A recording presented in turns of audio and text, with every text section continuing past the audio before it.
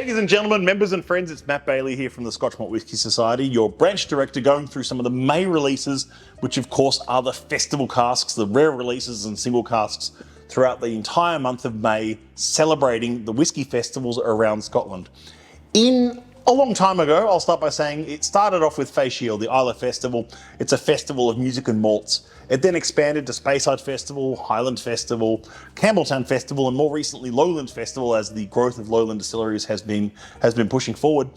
Have a look at the other video that we've done on G16 if you want to learn more a bit about our Lowland release, which is a really intriguing release, exploring our own mash bill distilled and a new code and a grain whiskey and a hyperactive cask program for a young grain whiskey, which is fantastic. However, this video is talking a bit about the Speyside Festival. Now, the Speyside region has the most distilleries technically in it. It has a lot of distilleries in a very small part of Scotland. Small, geographically small compared to the rest of Scotland, I should say.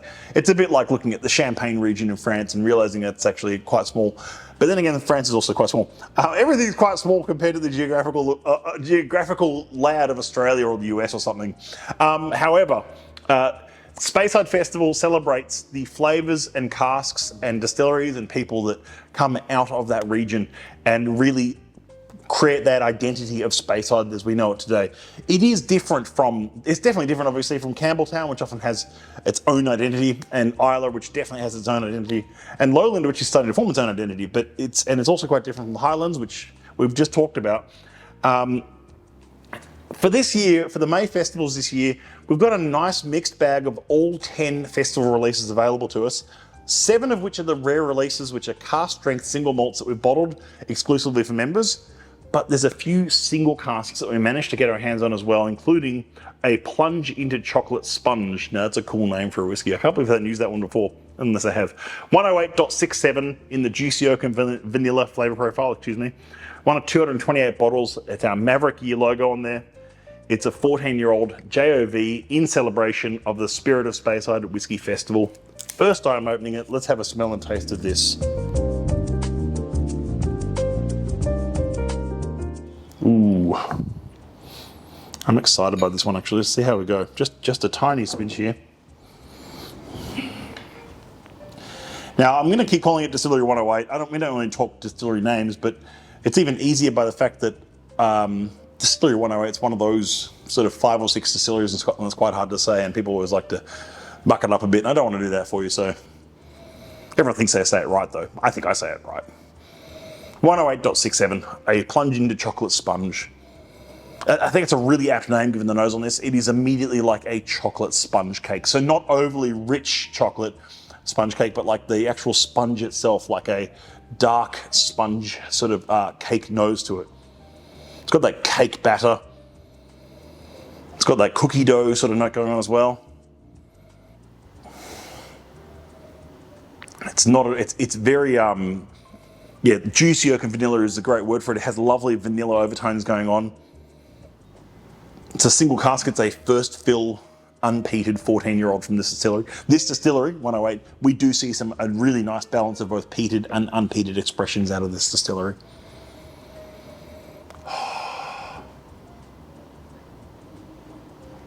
It's also worth mentioning that all of these festival releases, including the Speyside ones and everything you're going to see, are all on the bar at Whisky Alement a good 2 weeks before even the first week of releases go on sale. And I say first week is because we're spreading the festival releases out across 4 weeks of May. Each festival gets its own week. So I think week 1 is Lowland and Highland together. Week 2, I think, is Speyside week. Week 3 is Campbelltown, and week 4 is Isla. But it's a celebration of the flavours and the people and the place of those regionality in Scotland, and I think that's really exciting because when you can celebrate whiskey as an entire category, and that's across all countries, and then you can celebrate Scotch whiskey, which is just Scotland, but then even just to be able to celebrate the individual regions and the distilleries that I guess typify that style of whiskey that comes out of it.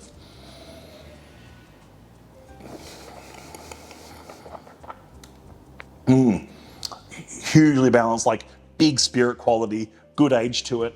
Really like that lovely balance of the oak there, the spirit. That's just fantastic. That's mouth-wateringly good. And like I said, a bit of a rarity because it's a single cask, exclusive to just a couple of countries, Australia included. So I'm glad that we managed to grab a bit of this one across for our members. And we did punch above our weight for our festival releases, if you consider how many members there are around the world and how well we did with them in Australia. We're talking about the next whiskey now. We might move on to rare release number 64.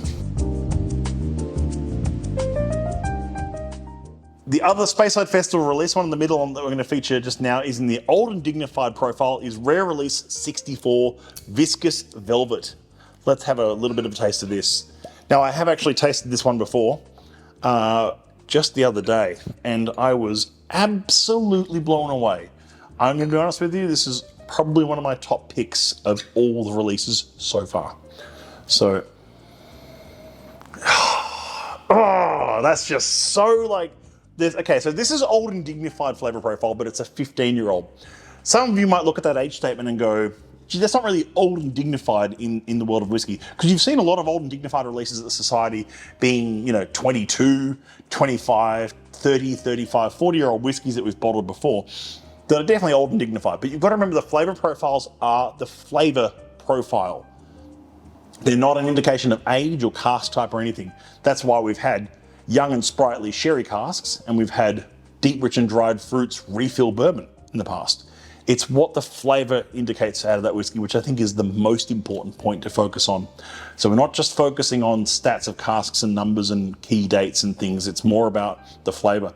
And this is, to quote another bottling from a long time ago, mature well beyond its years. This is a whiskey that noses and tastes way older than 15. And being a single malt, there might be some older stock in there, but the youngest was 15, so it has to be labelled as 15. I don't know that for sure, so that's just speculation. But it does nose like a much older whiskey. Like that old, like dusty armchair, library books, Chesterfield, that old tobacco pouch, rich old leather, bit of cinnamon stick, bit of old like lapsang tea, some lovely black tea notes in there. That is just a whiskey I could nose all day, and the proof on that is really smells really balanced. Look, 53.1%. That might give you an indication of some maybe the age in this as well. This is quite it's dropped a fair bit. That beautiful mid 50s. I'm raving about this one a fair bit, but I think it's well deserved. It's one of those examples of how good Speyside can be as a region and how good these 64s can be. I was talking to Adam just before we started hitting record on these videos about how he hasn't seen a 64 in a long time. I was like, it's actually true. We haven't seen any 64s in a long time. It's maybe fair to call this distillery the sister distillery to Distillery 46, which is a fun little coding quirk in our system. But they're very different from the 46s. As just as two casks are never the same in a warehouse, two distilleries can never be the same. And even though they're probably designed to supplement each other at one point in time and still today, let's have a taste.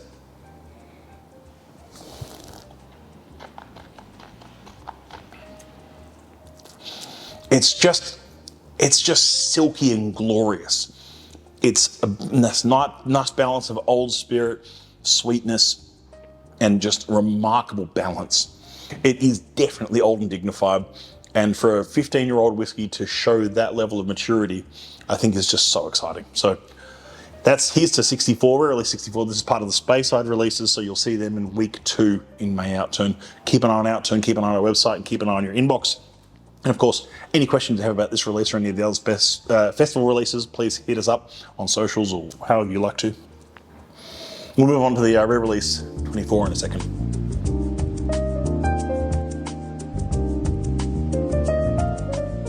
On to our third dram in the Speyside Festival releases this year. We've got 3, one of them is a single cask and 2 rare releases for May. And of course, the darling of Speyside, the distillery that everyone in whiskey knows about is Distillery 24.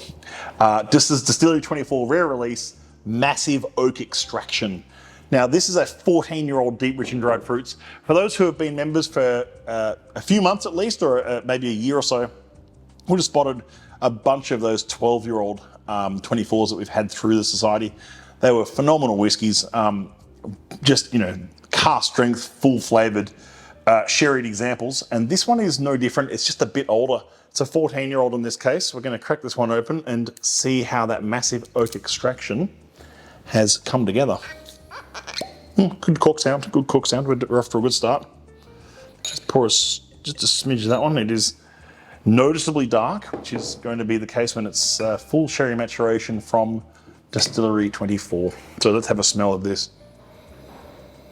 Oh, okay, it's like straight up like massive prune juice, fig jam, like damson paste, miso paste even, a little bit of that sort of miso note on the nose. Just huge, huge sherry. But it's really nicely integrated on the nose. I think that's a case of it being a few casks put together. The rare releases are single malts. And as I said on the previous video, you'll see they are single malts and they're also cask strength. And there's not as many bottles as you think on some of these. So like Viscous Velvet is a good example that we just tasted. It says Outturn 1 of 2,119. Sounds like a lot. It's a lot compared to a single cask that has, say, 228 bottles. But 2,100 bottles for a club that has nearly 40,000 members, these are going to be in hot demand. And I think especially with Distillery 24 and the prestige and name that it carries, it's definitely going to be quite popular as well. A bit of like buttered toast, but quite heavily charred toast. That sort of salted butter.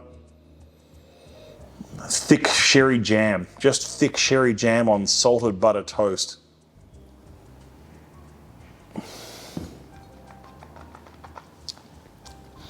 Yeah, that is a massive oak extraction. There's a lot of wood in that one, which if you like your big sherried whiskies with lots of oak influence, I think this is going to be right up your alley, especially with a distillery like Distillery 24 that does sherry casks so well.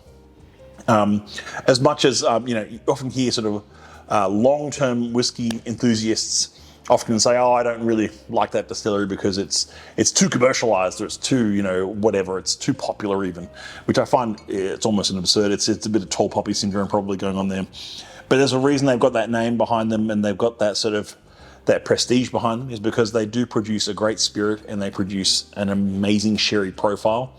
And I think this is an example of a 14-year-old cask strength example of this spirit is just going to be going down so well. So there are Speyside releases for the festivals 2023. All three of these will be out on the second Friday, which I think is the 12th of May, at midday. So midday each Friday throughout May, you'll spot each of the festival releases going live on our website on smws.com.au/shop. In the meantime, Sanjava. Happy dramming. Here's to the festivals, and I'll see you soon. Cheers.